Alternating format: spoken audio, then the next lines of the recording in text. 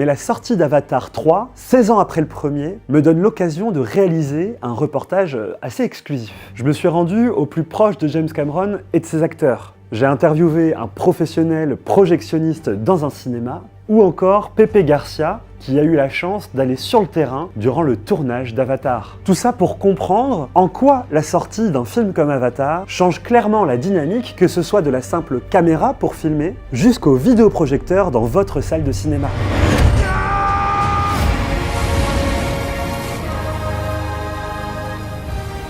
En 2009, j'ai eu la chance d'aller à l'endroit où James Cameron a réalisé le premier Avatar. Et il y avait James qui était là. J'avais 2 ans, quoi. Je veux dire, c'est pas possible. Je rencontrais Dieu. Pour moi, il y a Nolan et Cameron. On avait une sorte de grand cube et on voyait des acteurs qui étaient en combinaison. Et derrière, il y avait une armée de techniciens. Et on se dit, mais ils sont en train de créer quelque chose à partir d'une base que je trouvais faible. Et en même temps, il y avait un produit qu'on voit actuellement à l'image, qui est une caméra qui a directement le retour image de ce qui se passera après le trucage. Dans le retour image de James Cameron, on avait déjà le décor qui était installé, il était dedans. J'ai dit, mais c'est officiel. Pour la performance capture, James Cameron et ses équipes ont imaginé un casque que pourraient porter les acteurs, avec un équipement qui se place à peu près à 25 cm de leur visage, qui intègre le microphone pour enregistrer leur performance vocale, mais aussi une caméra, afin de capter précisément le moindre rictus que pourrait réaliser l'acteur pour qu'il soit reproduit par la suite dans le film final. Avec tous les capteurs sur le corps, les acteurs jouent les scènes des films Avatar. Et c'est là la révolution sur le tournage que James Cameron a apporté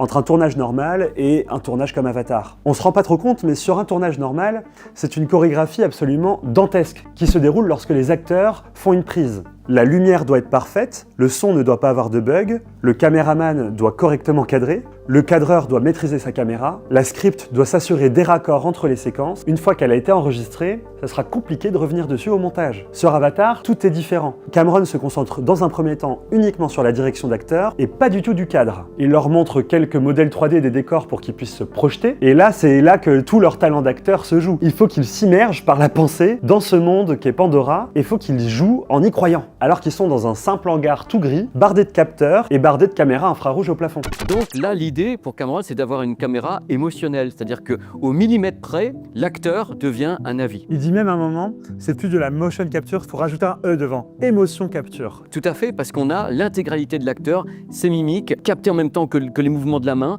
et ça c'est la grande différence. Il ne pouvait pas le faire à l'époque. Il faut savoir que c'est pas la première fois. Quand on regarde La planète des singes, quand on voit le travail sur l'acteur, justement avec toutes les mimiques, c'est la même technique qui est utilisée. Là, dans Avatar 2, ils ont joint des techniques, c'est-à-dire multiplier les techniques pour que ce soit réaliste, corps, visage, expression, émotion. Ça c'est très compliqué à faire passer.